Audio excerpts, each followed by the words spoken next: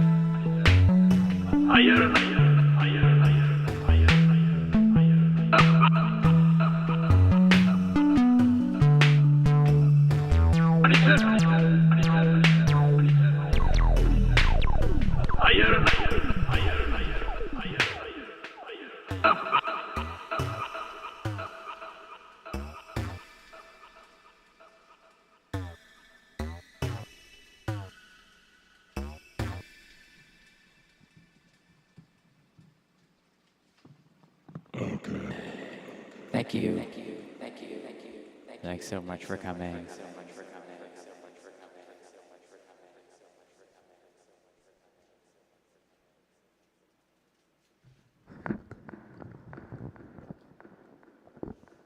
Gosh, I need to change my setup so I can be closer to the screen. I see a few of you familiar faces, which is awesome to see. Thank you guys for coming. Crazy Wabbit, Toto Robin, J45, Kara, I see you on Instagram. Diego, what's up? DJ Tsoi.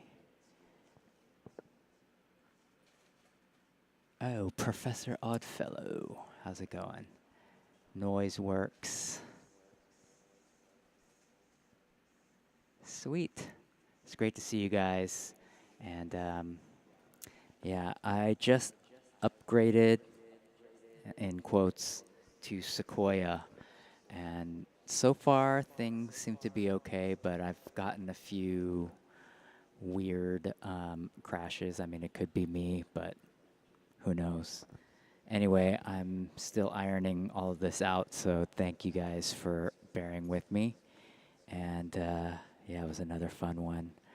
I am going to sign out, but I'm going to play a couple minutes of those binaural beats in 40 hertz.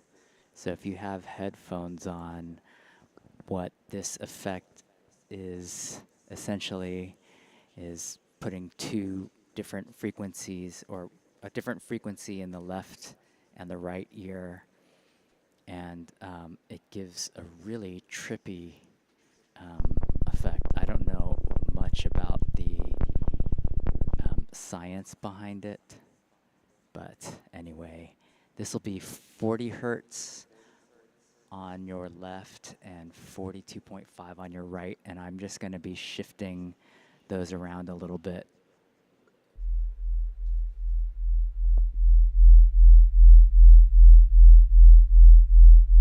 Okay, in my in-ear monitors, this is really trippy for me.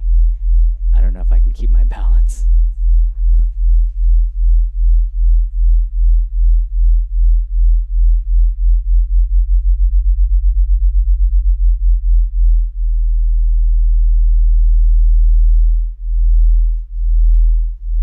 Actually, let's get to some higher frequencies.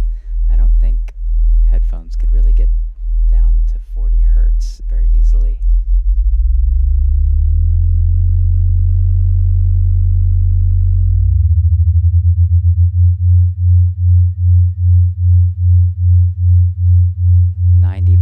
.2 in the left, 87.7 hertz in the right.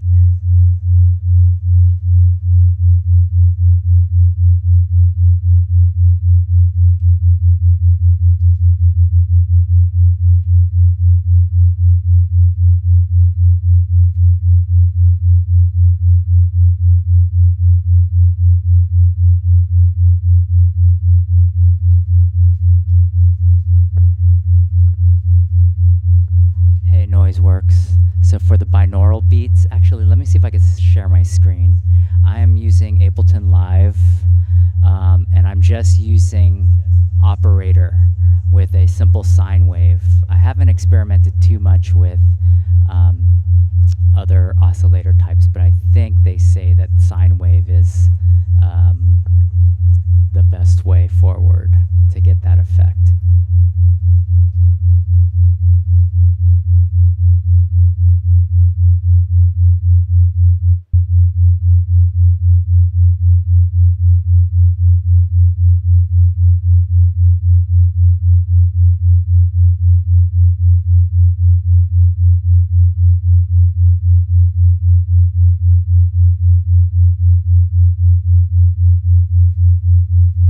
Hard to see. I don't know how to zoom in very easily, but it's basically this area right here. I have an operator on the left and on the right, and they're both identical, but their frequencies are slightly different. And I'm just going to keep kind of changing them. I'm trying to figure out the best way to MIDI map them so that I can be within a certain note on the Western traditional keyboard, but I'm still just kind of doing this manually.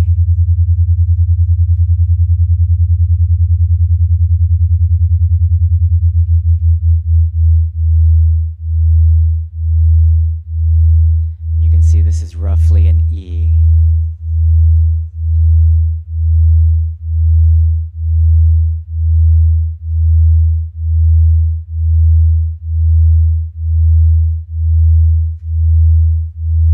Yeah, I've looked at some of the Max for Live tools, not necessarily for binaural beats, but yeah, I've got a couple of different, let me see, I don't know, if you guys are interested in seeing my setup. Actually, this is a device that I use for my live sets when I'm in arrangement. I could write myself notes over here. There's nothing right now, but this is a Max for Live device by Ableton Drummer. And then I'm also using, I think these, hold on, let me turn this down for a second because I'm kind of tripping out with the binaural effect. But I'm using these drum brains, several of them, to randomize some of the drum patterns, mainly the kick and the snare, just to give it some variety. Let's see. I'm also using some sequencers in Max for Live. This one's Basic AI. It's an acid sequencer. Also using Snake, which is a emulation of the Rene. If you're into Eurorack, this is a great sequencer right here. Actually, let me see if I can.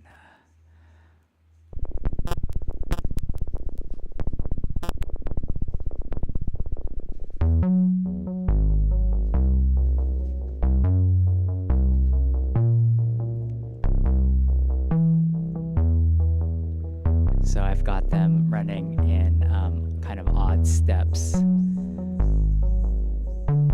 give it some randomization. But I can also just, bring everything.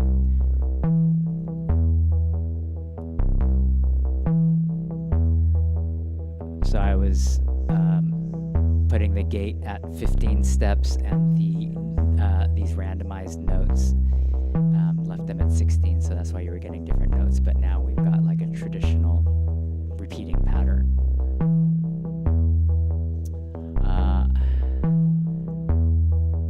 This is my pads. Oh, I name all of my tracks after Peter and the Wolf characters. It helps me remember what type of instrument it's kind of loose though too, but usually the hunters is like the drums or the rhythmic parts. The grandfather with the big bassoon is the bass, so that's what you're hearing now. I've got Sonia the duck as my pads. She was always my favorite character, but let me see if I can play something.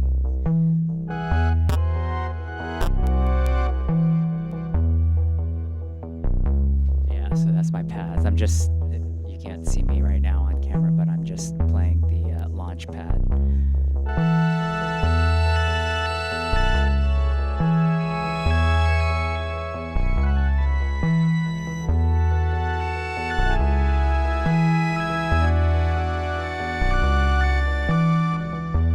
Of course, Peter is the leads.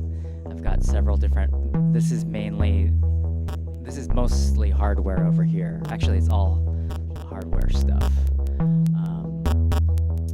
But let's see, right now it's patched to the OP1 field, but I've got the SS6 switcher Is that what they call it? Yes, the stereo input switcher. So I could change it. So right now I can play, just by switching the switch, I can, that's the Oberheim Matrix 1000. It's a module on the other side of the room. I've got the Moog, that's whose volume is all the way down.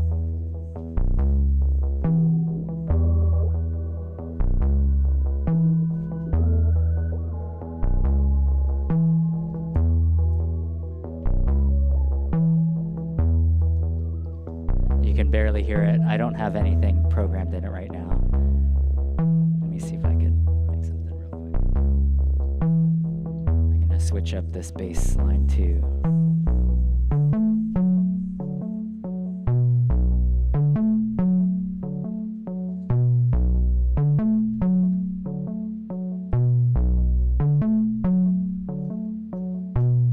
Okay, well, moving on. I've also got the Typhon loaded up here.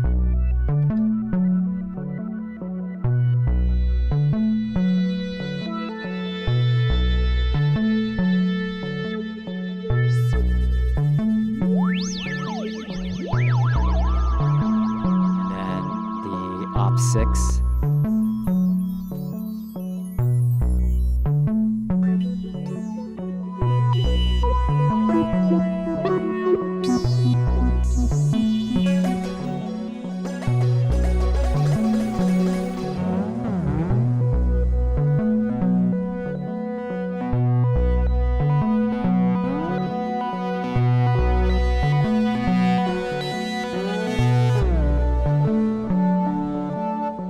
Oh, hey, you have the vinyl?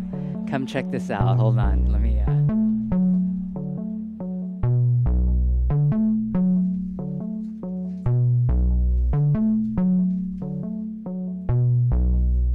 Shoots, I have it here somewhere.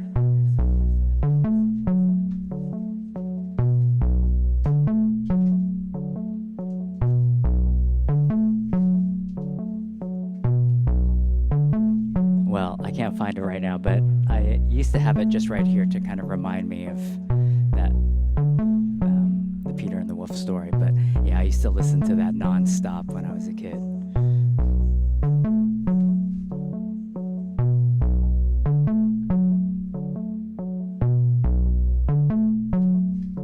Jeez, I gotta figure out how to get back to my screen.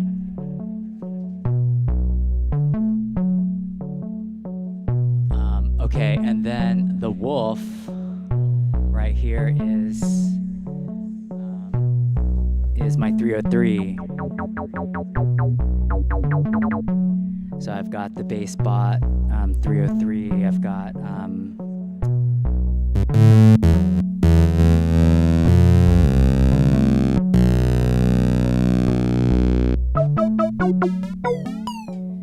they're all on the same channel, so they're gonna be playing the same sequence.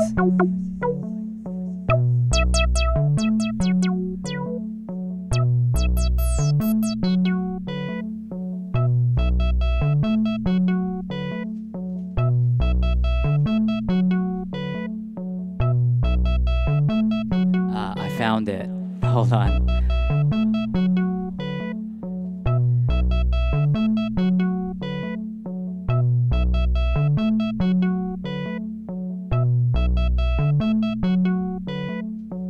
I just want to show it because it is such a cool record. This is the Disney version, and I used to listen to it all the time. I mean, I had since lost it, and I mean, this isn't from my childhood, but I found it at Goodwill, and I was so stoked. It brings back so much memories. Yeah, and then you got the Sorcerer's Apprentice on the other side.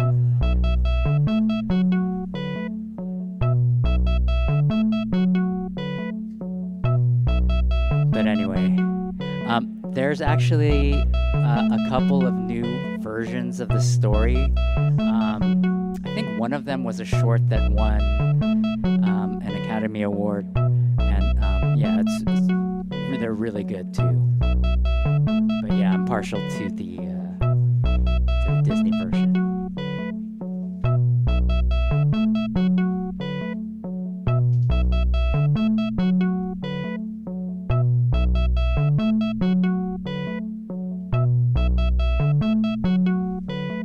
So I can easily change the sequences. I've got from the other side of the room, I'm using Touch OSC, and I've got a little, I customized a little template so I can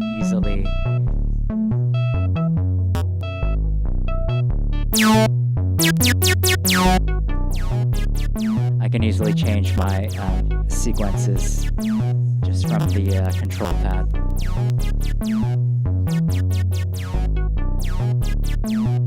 Okay, and then finally, the narrator. You remember the narrator from the record. This is where all my voices and little samples go. I've got my mic on all the time. I could turn on my auto-tune like this. One of my favorite plugins from Plugin Boutique is called Radio. Don't know their name. The one is called Marion. Marion? And the other's name is Kashmir. Kashmir. Maybe he's an Hindu. So I've got The other is a gentleman in some kind of navy, sir. Not ours. So I've got it tuned to an old radio station. It's an internet radio station, and so I sometimes will just go through and turn on the radio for little snippets, and whatever comes out will get tossed into the looper or to the sampler. Got a little granulator going too, and anyways, let me turn off this.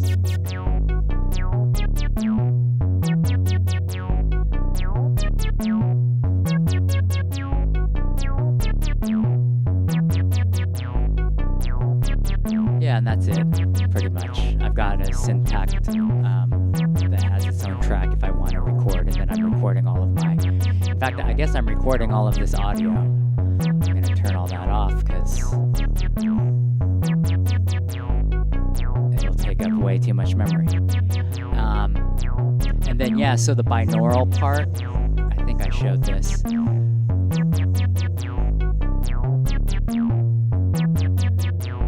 Just running one long MIDI note.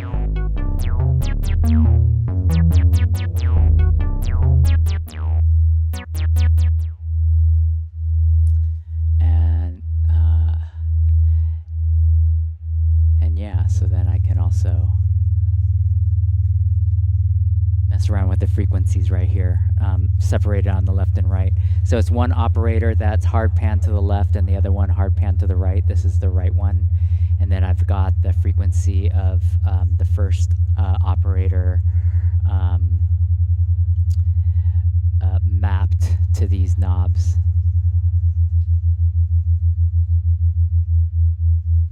So I'll probably, maybe I'll put an LFO on there to kind of slowly switch them back and forth. I don't know what that would sound like, but I'm going to experiment a little bit later on this week.